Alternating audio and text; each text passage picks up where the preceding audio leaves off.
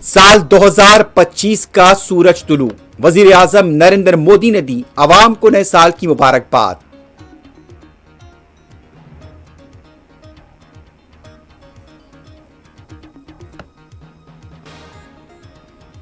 ملک بھر میں نئے سال کی آمد کا منایا گیا جشن، آتش بازی کے ساتھ ہوا استقبال۔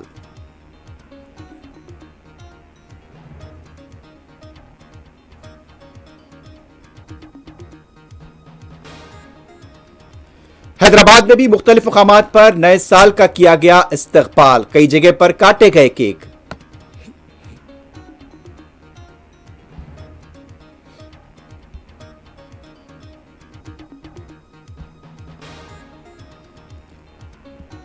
منشیات نسلوں کو برباد کر رہے ہیں، اولاد کی صحیح تربیت کی ضرورت۔ صدر مجلس پارس اویسی کا تقسیم اسناد کی تقریب سے خطاب۔